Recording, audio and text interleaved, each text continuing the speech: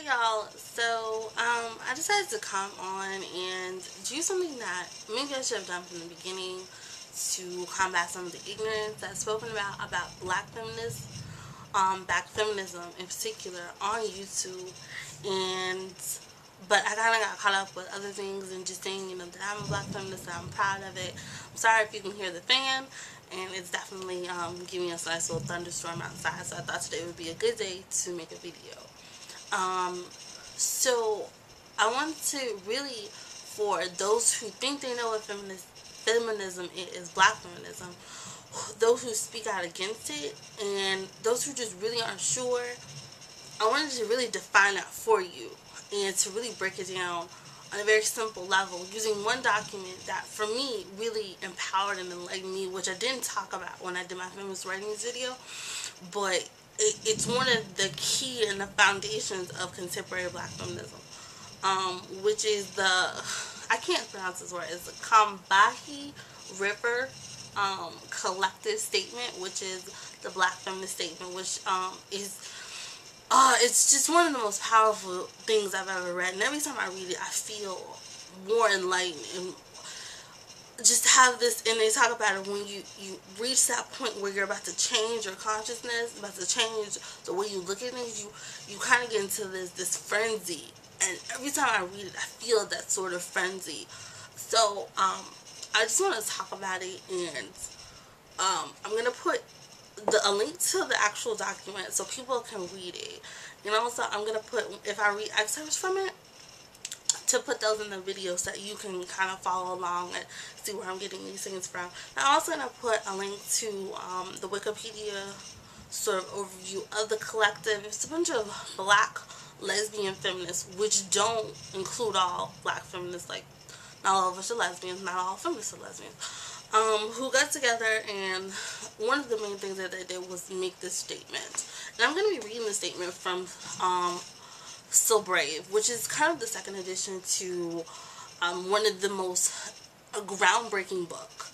All women are white, all blacks are men, but some of us are brave. It was a collection of articles by some of the best female black academics around about black women's studies, black feminism, how important it was. And the first document in the book was the Combahee River Collective, the black feminist statement. So it's broken down into 4 parts.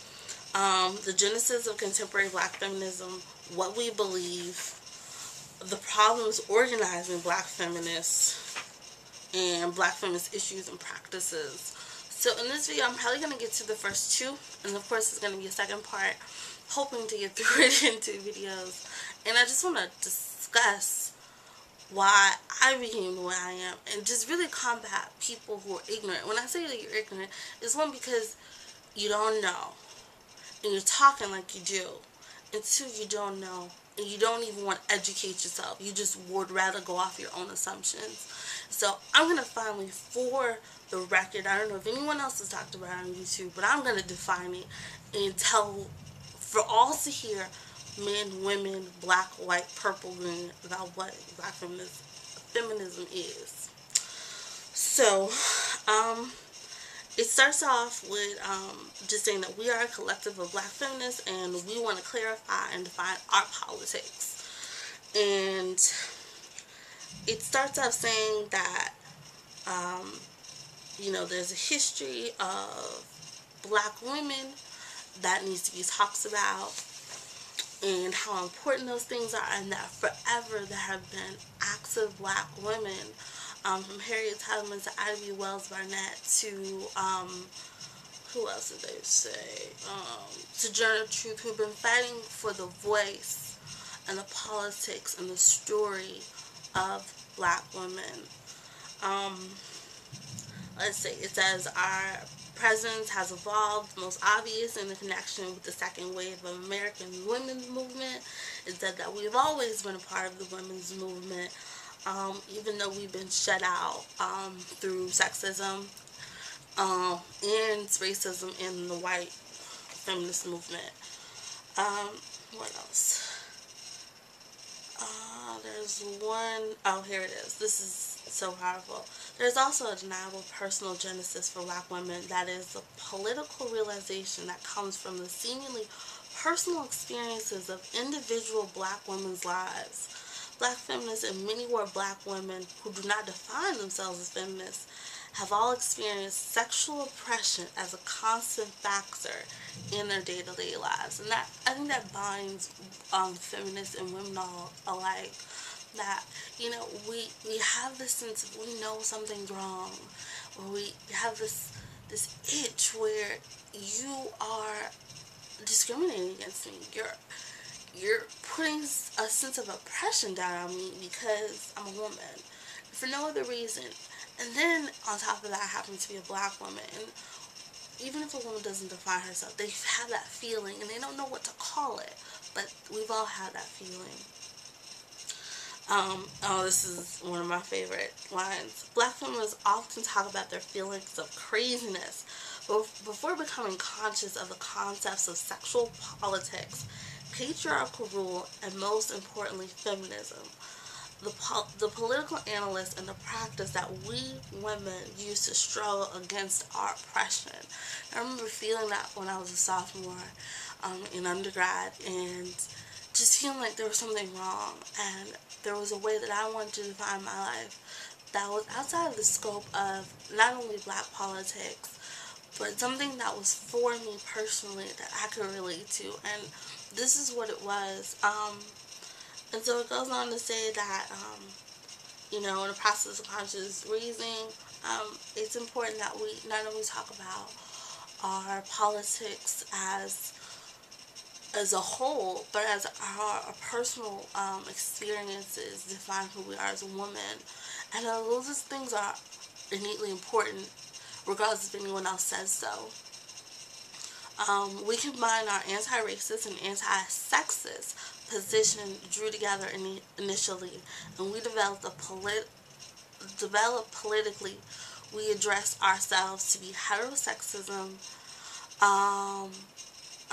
address ourselves to heterosexism and economic oppression under capitalism. So there are hints of socialism, and because I'll go into the second part. What we believe. This is probably the most powerful part of the whole document, because it really breaks it down. So what we believe. We, first of all, get away from the stereotypes that have been defined by us, and we all know what they are, because not only do white men say them about us, our own brothers, Black men, say them. They call us mammy, matriarch, sapphire, whore, bulldagger, let alone catalyzing the cruel, often murderous treatment we receive, indicates how little value has been placed upon our lives during 4 centuries of bondage in the Western Hemisphere. For me, and there's another article that I wanted to talk about. Even in the first couple of sentences, it brought it all together, saying that, I want to say this and be very clear. If a man, a Black man specifically, calls you a mammy, a sapphire, any historically racial stereotypes that were developed by white men, that means he's as far from conscious as possible. Because you want to talk about how conscious you are about the white man and what he's done to our people, but if you use a stereotype about us that a white man has developed, then you don't have any sense of consciousness. Yeah, I said it. We realize that the only people who care enough about us to work consistently for our liberation is us. And this is the part where Black conscious men have a problem with Black feminism. And I really want to focus on this part. So I'm going to come back in part 2, and there's probably going to be 3 parts to this, but I hope this starts to break down what I believe and what many other women believe, regardless of whether or not they use the term. We all know it. We all know how we feel. And some of us are brave enough to say it and to fight for our own liberation. So I'll be back with part 2.